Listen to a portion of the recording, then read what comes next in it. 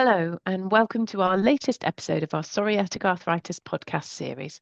Alongside our RA and AXPAR podcasts, we'll be bringing you monthly slide decks to keep you up to date with the latest research and publications in the field of PsA. I'm Laura Coates, Associate Professor at the University of Oxford's Nuffield Department of Orthopaedics, Rheumatology and Musculoskeletal Sciences. Joining me today is Professor Philip Mease, Director of Rheumatology Research at the Swedish Medical Center and Professor at the University of Washington School of Medicine in Seattle. Today's discussion will focus on two papers. The first is a study that assessed the burden and determinants of multi-biologic or targeted synthetic DMARD failure in psoriatic arthritis patients, and another study which assessed the safety of JAK inhibitors compared to TNF or IL-17 inhibitors for cardiovascular disease and cancer in PsA and axial spondyloarthritis. So firstly, over for that first paper on multiple drug failure to Philip. Thank you very much, Laura. Today's first paper is authored by Rebecca Haberman and her colleagues at NYU in New York City. It's entitled Burden and Determinants of Multi-Biologic and Targeted Synthetic DMARD Failure in Psoriatic Arthritis. So what brought us to this particular question about trying to understand more about these more refractory patients that are failing multiple mechanisms? Despite the fact that we've had a smorgasbord of new options for treating psoriatic arthritis, including beyond the TNF inhibitors and IL-17 inhibitors, the IL-23 inhibitors, JAK inhibitors, IL-12/23 inhibitors, and so forth. So one would think that given this, we would be in really good shape for trying to keep people in low disease activity or remission for prolonged periods of time. But nonetheless, we find ourselves each week with many patients in our practice who are coming in and saying, either I've not done well or I'm losing effect from a medicine that I've been on for several years, or we've recently started a new medication on them and they're not doing well at all. The former we would consider to be secondary failures, the latter to be primary failures. And we end up talking about what different options are there for them, different mechanisms, and then switching. So we're now really focusing on this phenomenon more because as we see patients through the years, this is an increasing number of patients in our practice. And one estimate in our own personal practice, this is up to 20 to 30% of patients who are having apparent refractory disease. So there are several groups that are tackling this particular phenomenon and trying to come up with a definition or a criteria, if you will, for what actually constitutes difficult to treat PsA. There's one initiative coming out of the GRAPPA group, which is an international organization with dermatologists, rheumatologists, and patients, and then the EULAR working group. And in both groups, what we're seeing as coming out from the working groups in the form of abstracts and preliminary papers is that they're dividing the patient population into two different types.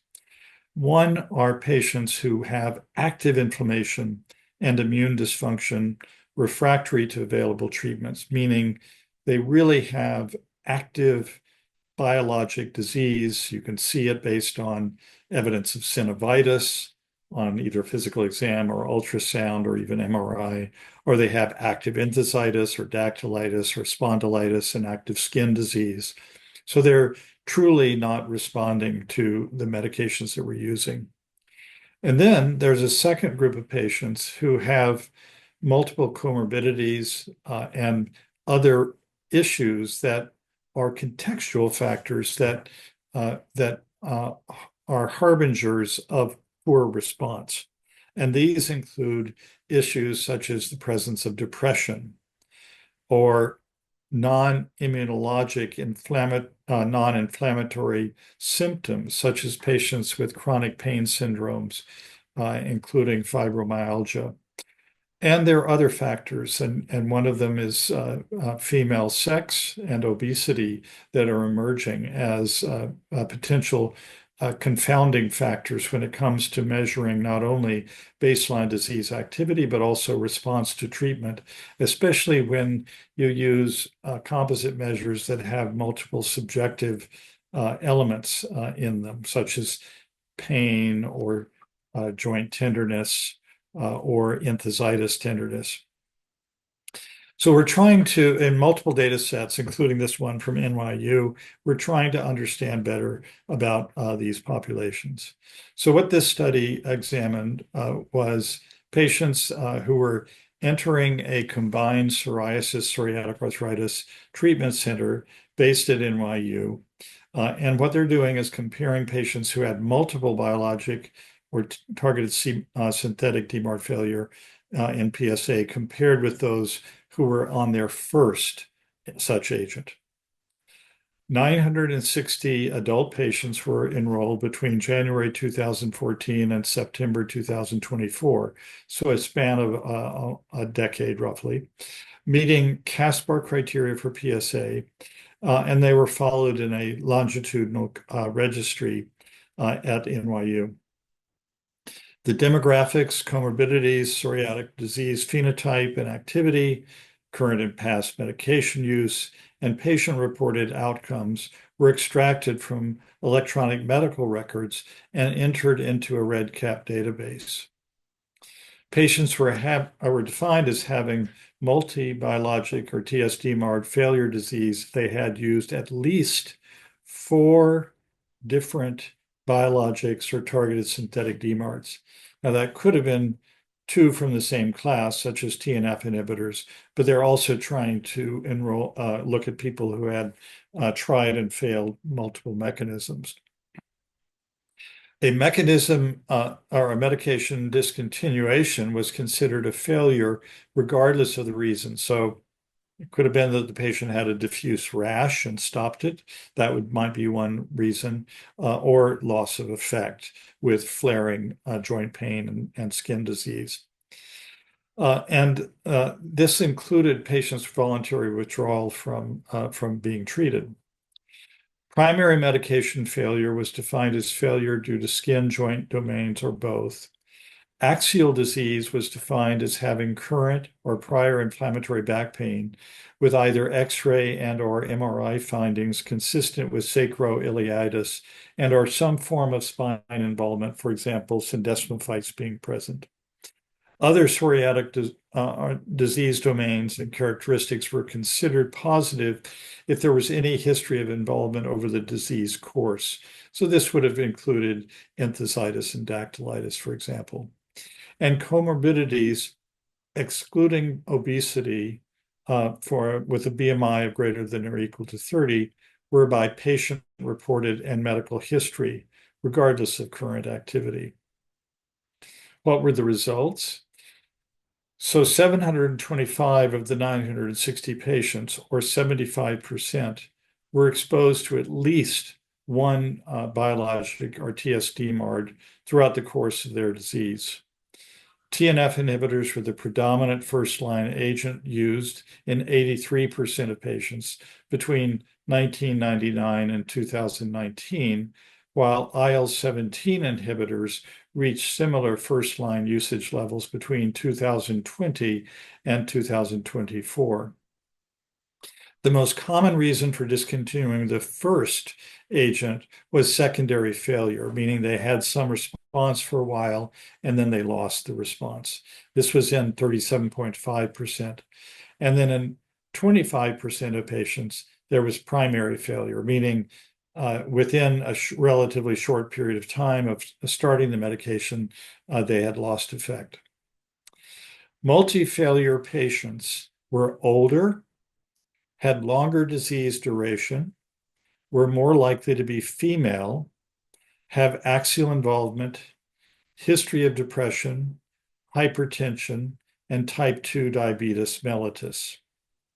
So these were the risk factors for having churn or chronic turnover of medications. Again, quickly going through that: older, longer disease duration, more likely to be female, axial involvement, spine involvement, history of depression, hypertension, and type 2 diabetes. So comorbidities and female sex were prominent issues here. Depression conferred the highest risk of multi-DMARD failure, followed by female sex, presence of axial disease, and obesity.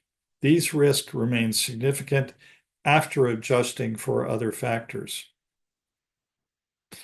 So in your population, be aware of these particular risk factors for the patients not doing as well.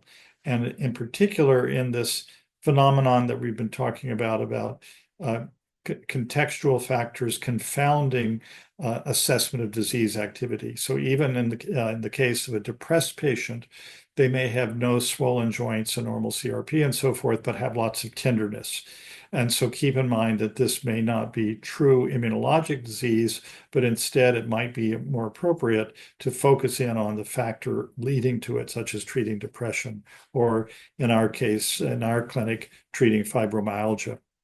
So in conclusion, in this cohort, 17% of patients with PsA experienced multiple biologic and tsDMARD failure. These patients were more likely to be female, obese, and have higher rates of spine involvement and depression, along with higher disease activity.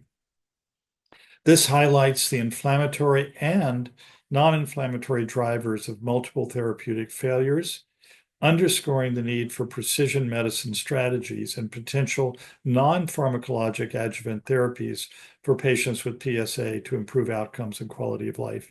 And one of the areas we're seeing this very actively currently is in the realm of obesity, where we know obesity contributes to inflammation through adipokines and other cell activity in obese patients.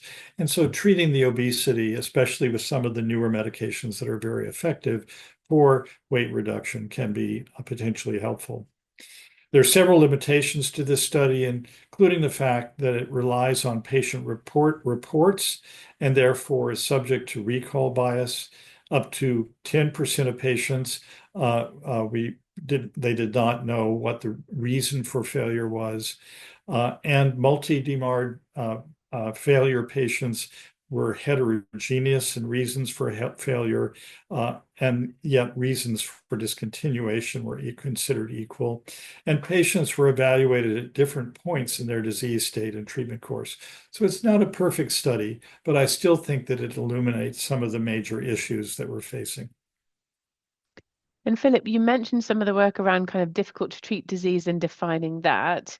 These patients are obviously kind of a more extreme phenotype where they've failed more therapies in their treatment course. Is that which group should we be studying? How do we differentiate between these, and how do we take into account that kind of failure to control inflammation versus failure to control symptoms, do you think? Sure. So I think that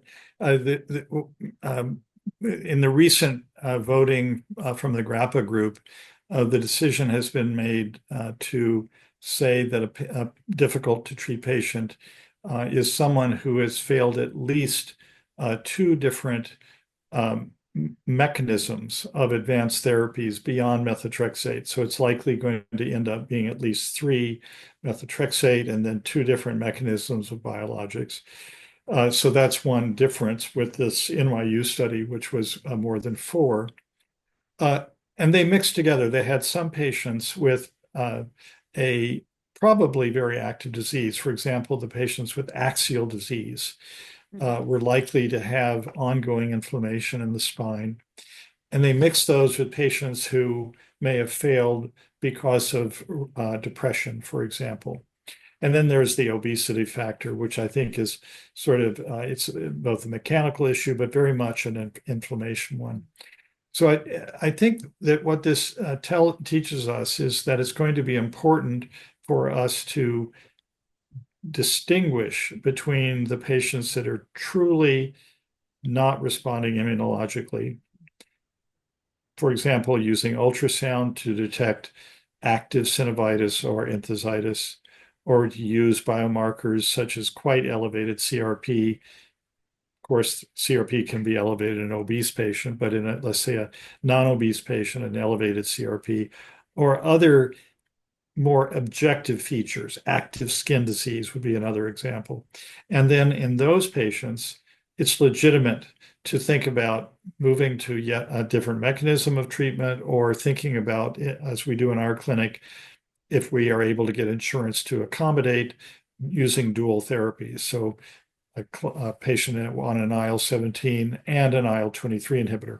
I just had a patient earlier today, actually, Laura, where we decided to use that combination in a patient who was getting a partial response to an IL-17 inhibitor, and then we decided to add in an IL-23 inhibitor.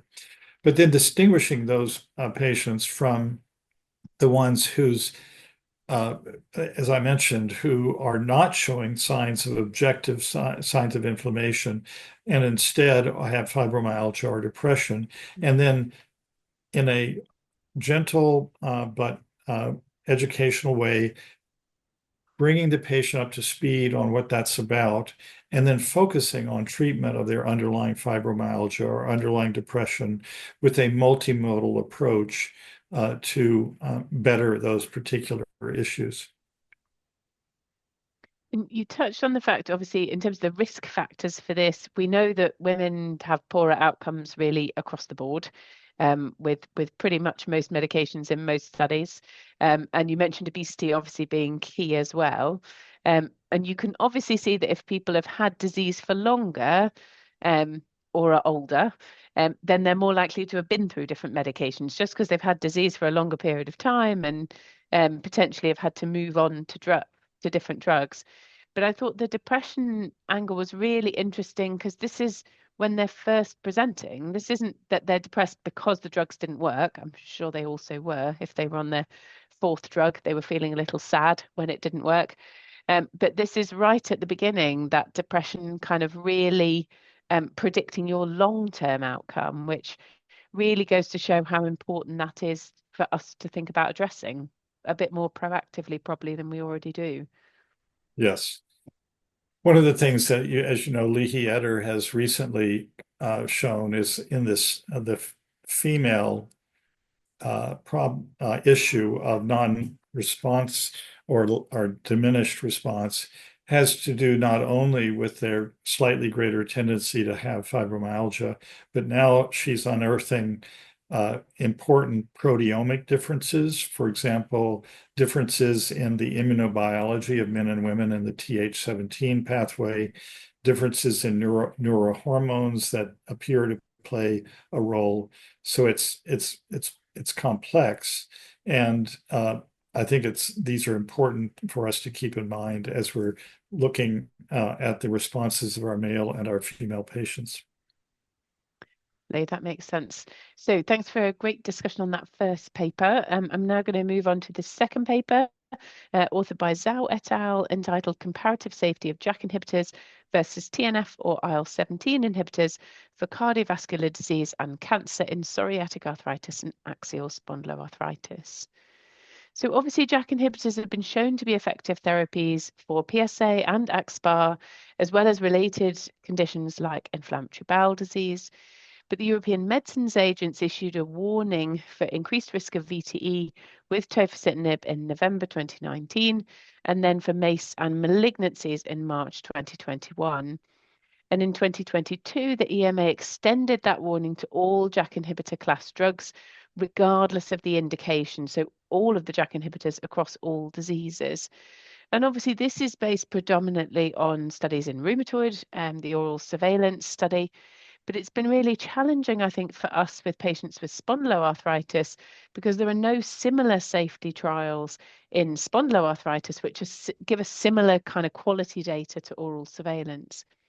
And so this study aimed to look at patients with PsA and axSpA, think about their risk of cardiovascular disease and common cancer, and compare that between those receiving JAK inhibitors and those receiving TNF or IL-17 inhibitors.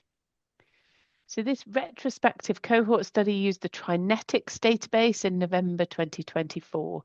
This is a large prescribing database which contains many variables collected during routine electronic health records, thinking about demographics, diagnosis, procedures, medications, and laboratory results.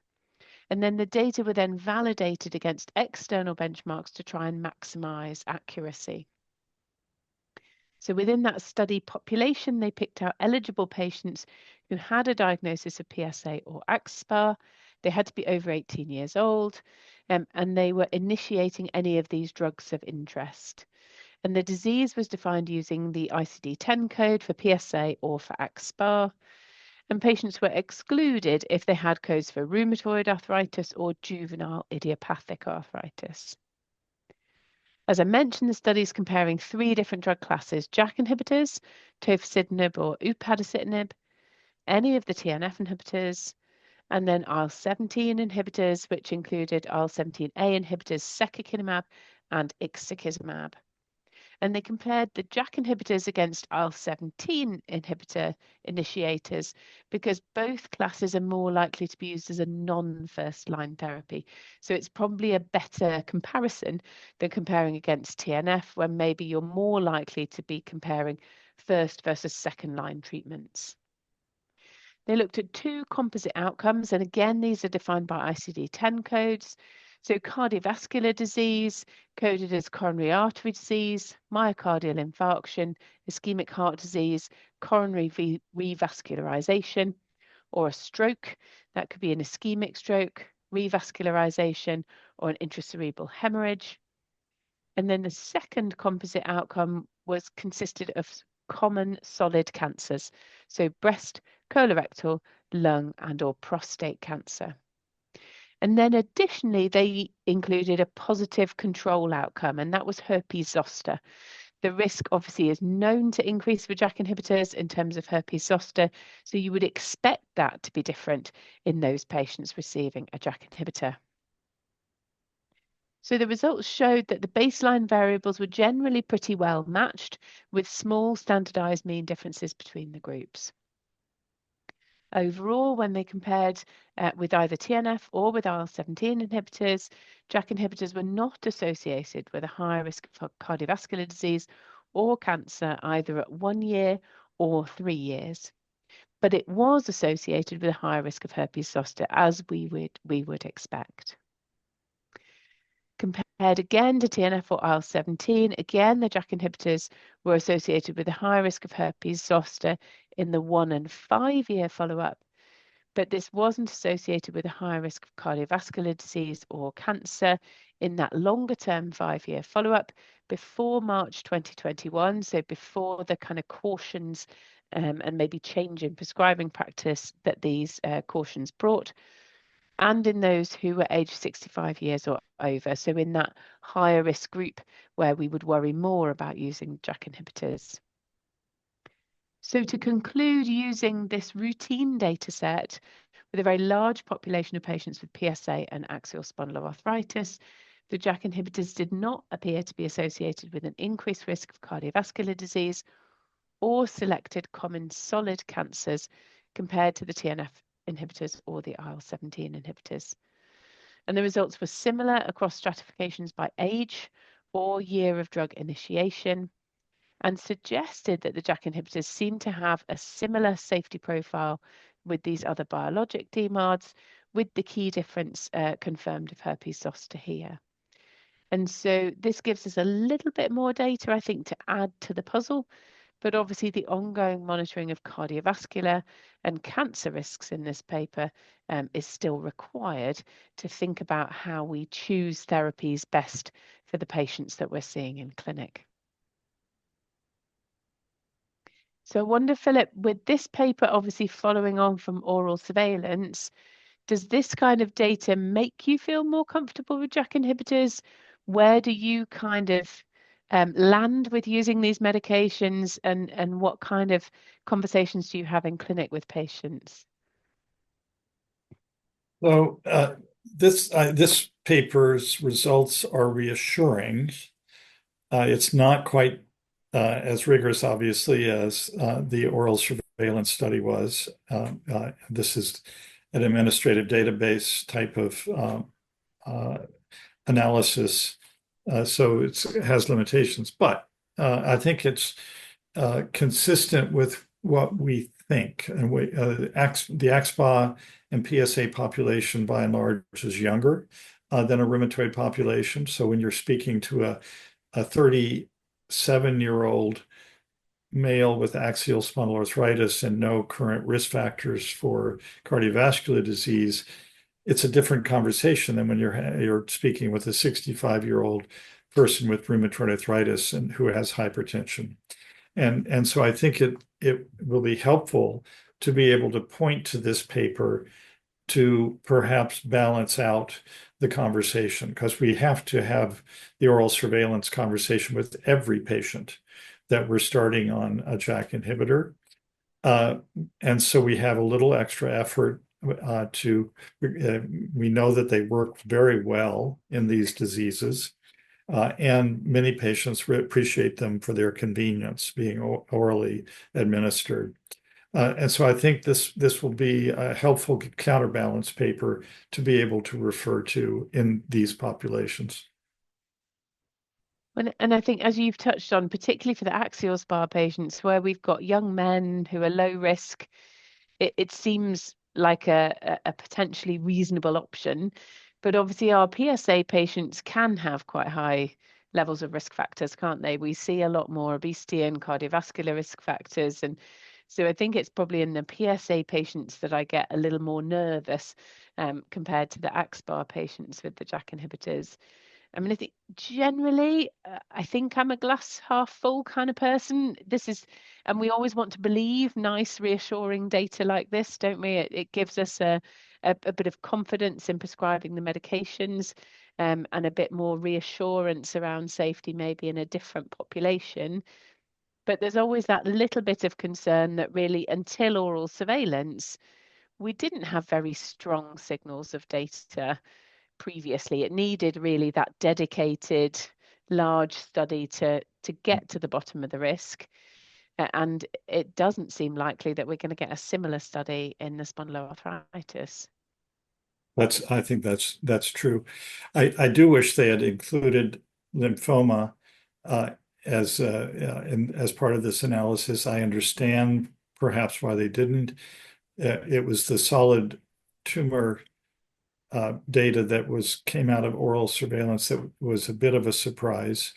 And so that was a key focus in this particular study. But I would have liked for them to reached across. I thought it was really pretty interesting that they included herpes zoster as a kind of a control. I thought that was smart because it reassured us that this is actually a real population, since they did have higher risk for this known risk factor. Yeah, no, I agree. I think that's a really good strength to find something you expect to find. Makes you feel kind of reassured about the potential biases that you see in these kind of databases and this kind of analysis. So thank you for joining us for this PsA podcast brought to you by the Immune-Mediated Inflammatory Disease Forum. We really hope you've enjoyed and found it useful. If you did, don't forget to subscribe to our channels on YouTube, Spotify, SoundCloud, or wherever you get your podcasts so that you don't miss any future episodes.